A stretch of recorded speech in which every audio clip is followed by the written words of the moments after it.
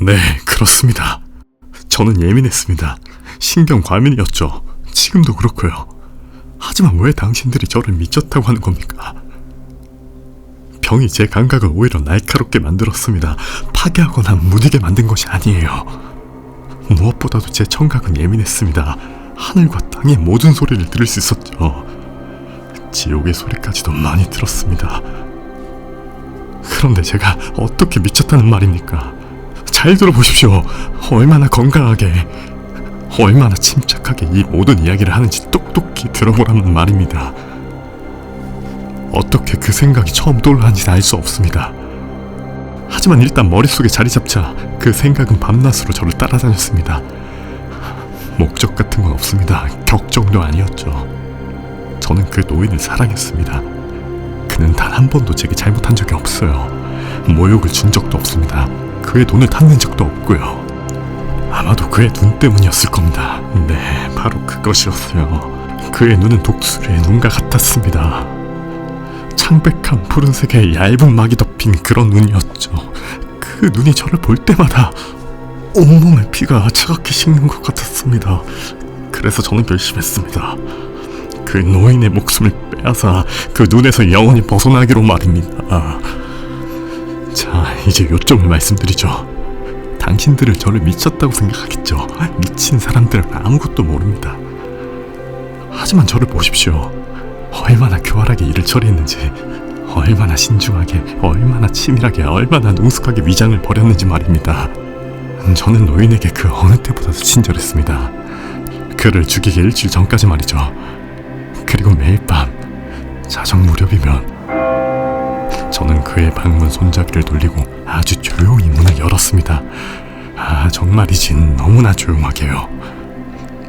그리고 문이 겨우 머리 하나 들어갈 만큼 열리면 아주 어둡고 덮개가 있는 등불을 안으로 들이밀었습니다.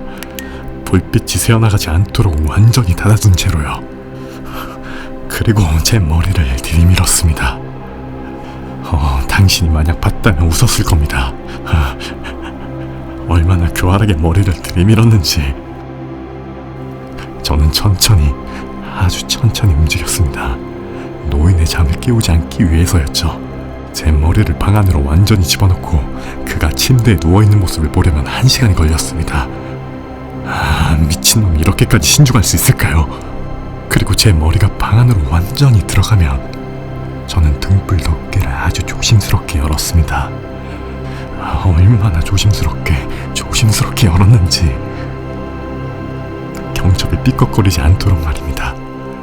저는 아주 가느다란 한 줄기 빛이 독수리 눈에 떨어질 때까지 덮개를 열었습니다. 그리고 이것을 7일 동안이나 반복했습니다. 매번 자정이 되면 정확하게요.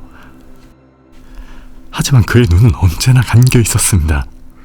그래서 일을 끝낼 수가 없었죠. 저를 괴롭힌 건 노인이 아니라 그의 악마 같은 눈이었으니까요. 그리고 매일 아침 날이 밝으면 저는 아무렇지도 않게 그의 방으로 들어가 대담하게 말을 걸었습니다. 다정한 목소리로 그의 이름을 부르고 지난 밤은 잘 잤는지 물었죠. 그러니 제 목소리를 매일 밤 자정에 그곳에 들었다고 의심할 리가 없었을 겁니다. 8번째 밤이 되었습니다. 저는 평소보다 조심스럽게 문을 열었습니다. 시계 초침이 움직이는 소리보다 더 느리게 움직였습니다. 그 밤 저는 제 능력과 교활함을 어느 때보다 강하게 느꼈습니다. 제 승리를 거의 참을 수 없는 지경이었습니다. 제가 그곳에 있다는 것을, 그가 꿈에도 생각하지 못하고 있다는 사실. 문을 조금씩 열고 있는데 그가 꿈쩍도 하지 않는다는 것을 생각하니 저도 모르게 웃음이 나왔습니다. 아마 그는 제 웃음소리를 들었을 겁니다. 갑자기 침대에서 움직였거든요. 마치 깜짝 놀란 것처럼요. 이제 당신은 제가 뒤로 물러섰다고 생각하겠죠. 하지만 아니었습니다. 그의 방은 덧창을 단단히 잠가두었기 때문에 칠흑같이 어두웠습니다. 그래서 저는 문틈이 벌어진 것을 그가 볼 수 없다는 것을 알았죠. 저는 계속해서 문을 밀었습니다. 꾸준히요. 제 머리가 방 안으로 들어가고 등불 덮개를 막 열려는 순간이었습니다. 제 엄지손가락이 양철 잠근 사이에서 미끄러졌고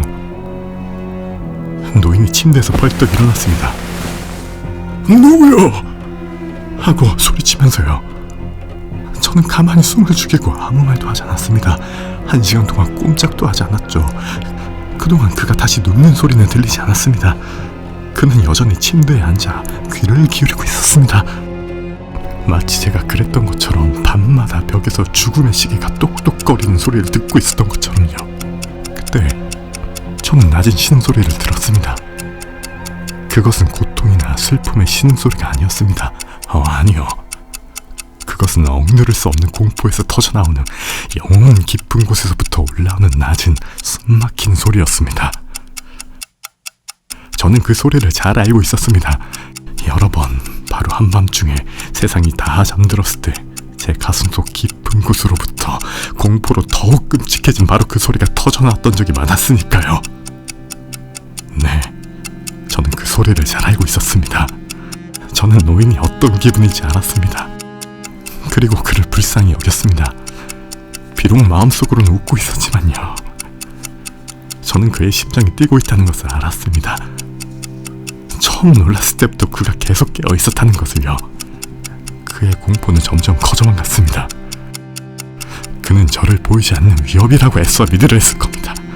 하지만 그럴 수 없었습니다. 그림자가 방 안을 가득 채우고 있었기 때문이죠. 그는 느꼈습니다. 그 저주받은 머리가 방 안에 있다는 것을 비록 보거나 듣지 못했지만 그는 제 머리가 그곳에 있다는 것을 느꼈을 겁니다. 제가 오랫동안 참을성 있게 기다렸지만 그가 다시 눕는 소리가 들리지 않자 저는 등불 덮개를 아주 조금만 열기로 결심했습니다. 그래서 열었습니다. 당신은 제가 얼마나 조심스럽게, 얼마나 보이지 않게 열었는지 상상도 못할 겁니다. 마침내 거미줄처럼 가느다란 한 줄기 빛이 독수리 눈 위로 떨어졌습니다. 그 눈은 열려 있었습니다. 활짝. 저는 그 눈을 보자마자 분노가 치밀어 올랐습니다. 아주 선명하게 보였습니다. 흐릿한 푸른색의 끔찍한 막이 씌워진 그는 그것 때문에 제 볼수까지 오싹해졌습니다. 하지만 노인의 얼굴이나 몸의 다른 부분은 볼 수 없었습니다. 마치 본능적으로 빗줄기를 정확히 그 저주받은 한 점에 겨냥했던 것처럼요. 제가 말하지 않았습니까? 당신들이 미쳤다고 생각하는 것이 바로 감각의 예민함이라고. 그때 제 귀에 낮고 둔탁하고 빠른 소리가 들려왔습니다. 마치 솜에 싼 시계에서 나는 듯한 그런 소리였죠. 저는 그 소리 또한 잘 알고 있었습니다. 그것은 노인의 심장 소리였습니다. 그 소리는 북소리가 병사의 용기를 북돋우듯 제 분노를 더욱 키웠습니다. 하지만 그때도 저는 평정을 잃지 않고 가만히 있었습니다. 거의 숨도 쉬지 않았죠. 등불을 움직이지 않으려고 했었습니다. 빗줄기가 눈에 계속 머물도록 하려고 안간힘을 썼습니다. 그 사이 심장의 지옥 같은 고동 소리는 점점 더 커져만 갔습니다. 매 순간 더 빠르고 더 크게 뛰었습니다. 노인의 공포는 크게 다랬을 겁니다. 말했잖아요. 그 소리는 점점 더 커지고 있었다고요. 저는 불안해졌습니다. 그 소리가 너무 커서 이웃에게 들릴까봐 두려웠습니다. 노인의 시간이 다 된 것입니다. 저는 큰 소리를 지르며 등불 덮개로 활짝 열고 방 안으로 뛰어들었습니다. 그는 비명을 질렀습니다. 단 한 번뿐이었죠. 저는 순식간에 그를 마룻바닥으로 끌어내리고 무거운 침대로 그를 덮쳤습니다. 그리고 만족스럽게 웃었습니다. 일이 이 정도로 진행되었으니까요. 하지만 몇 분 동안 심장은 약하게나마 계속 뛰었습니다. 이것이 저를 괴롭히지 않았습니다. 벽 너머로는 들리지 않았으니까요. 마침내 뛰는 것이 멈췄습니다. 노인이 죽은 것입니다. 저는 침대를 치우고 시체를 살펴보았습니다. 네, 그는 돌처럼 차갑게 죽어 있었습니다. 저는 그의 가슴에 손을 대고 몇 분 동안 가만히 있었습니다. 맥박이 뛰지 않았습니다. 그는 돌처럼 차갑게 죽어 있었습니다. 그의 눈은 더 이상 저를 괴롭히지 못할 겁니다. 만약 당신이 여전히 저를 미쳤다고 생각하면 제가 얼마나 현명하게 시체를 숨겼는지 들으면 생각이 달라질 겁니다. 밤이 깊어가고 있었습니다. 저는 서둘러 하지만 조용히 일했습니다. 먼저 시체를 도망냈습니다. 머리와 팔, 다리를 잘랐죠.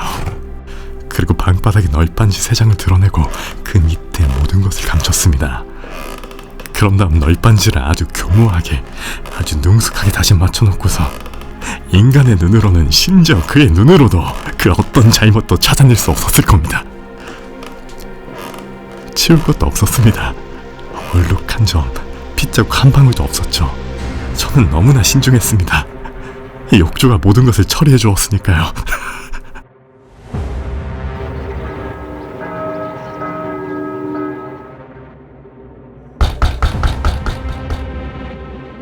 제가 이 모든 일을 끝냈을 때 새벽 4시였습니다. 여전히 자정처럼 어두웠죠. 4번째 종이 울렸을 때 거리에서 문을 두드리는 소리가 들렸습니다. 저는 완전히 태연하게 아래층으로 내려가 문을 열었습니다. 두려울 게 뭐가 있겠습니까? 이제 뭐가 두렵단 말입니까? 3명의 신사가 들어와 자신들을 경찰관이라고 정중하게 소개했습니다.